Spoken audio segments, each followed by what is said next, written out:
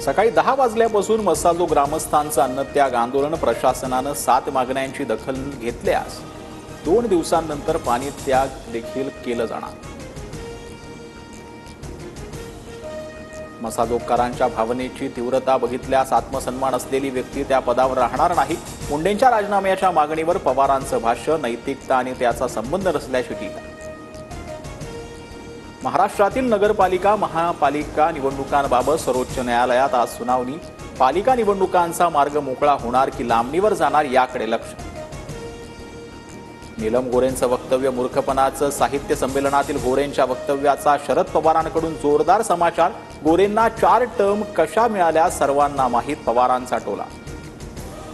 नीलम गोरे विश्वासघातकी निर्लज्जबाई, लायकी नसताना 4 वेळा आमदार केला आणि ताटात घाण करून गेली। आरोपांवर उत्तर देताना संजय राऊतांचा संताप। एखाद्या महिलेला निर्लज्ज म्हणताना लाज वाटत नाही का? महिलांचा अपमान करण्याचा अधिकार तुम्हाला नाही। नीलम गोरेंवरील राऊतांच्या टीकेनंतर शिरसाटांचं प्रत्युत्तर।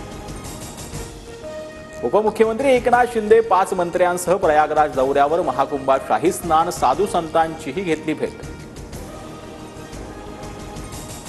पुणे पोलिसांकडून कुख्यात गुंड गजा मारणेला अटक। भाजपा कार्यकर्त्याला मारहाण प्रकरणी बेड्या, गुंड गजा मारणेला मकोका अंतर्गत कारवाई। आरबीआयकडून न्यू इंडिया कोऑपरेटिव्ह बँकेच्या खातेदारांना मोठा दिलासा। खातेदारांना 27 फेब्रुवारीपासून बँक किंवा एटीएम मधून 25,000 रुपये काढता येणार। देशद्रोही कृत्यांना आळा घालण्यासाठी एआयचा वापर करणार। मत्स्य आणि बंदर विकास मंत्री नितेश राणेंची मोठी घोषणा।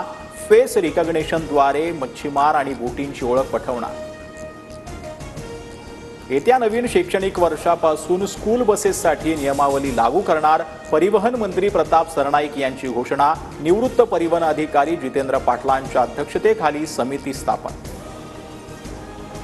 चॅम्पियन्स ट्रॉफीमधून पाकिस्तान बाहेर। न्यूझीलंडकडून बांगलादेशचा 6 गडी राखून पराभव। भारत आणि न्यूझीलंड सेमीफायनलमध्ये।